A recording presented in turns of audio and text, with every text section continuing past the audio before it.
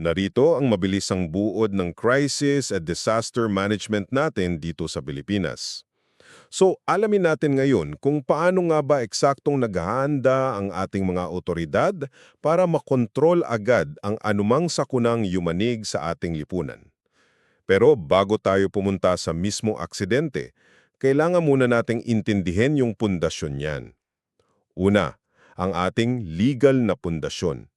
Ayon sa batas, ang NDRRMC ang pinakautak na naguugnay ng buong operasyon sa tuwing may krisis. Kasi isipin mo na lang, hindi naman kikilos ng maayos ang katawan kung walang utak na nagmamando, di ba? Ngayong alam na natin kung sino yung utak sa taas, paano naman natin maiiwasan ang gulo sa mismong ground? Dito pumapasok ang pangalawa nating punto, ang Incident Command System o ICS. Sa pagtugon sa sakuna, mayroon lamang iisang incident commander na may pinal na desisyon.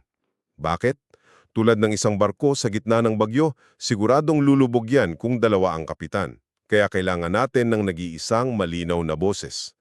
Ngayong may malinaw na kapitan na tayo, ano naman ang mismong estratehiyang sinusunod nila? Panghuli, andyan ang 5 Ps ng crisis management. Isa itong buong siklo.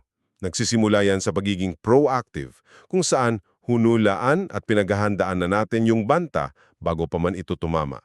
Tapos kapag andyan na ang krisis, papasok na ang reactive phase. Ito yung mismong aksyon at yung pagsusuri pagkatapos para itama ang mga naging pagkakamali.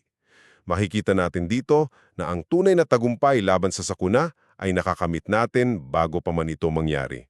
Sa madaling salita, kapag pinagsama ang matibay na batas ng NDRRMC, ang iisang direksyon mula sa Incident Commander at ang proseso ng 5 Ps, walang anumang sakuna ang hindi kayang lampasan ng ating komunidad.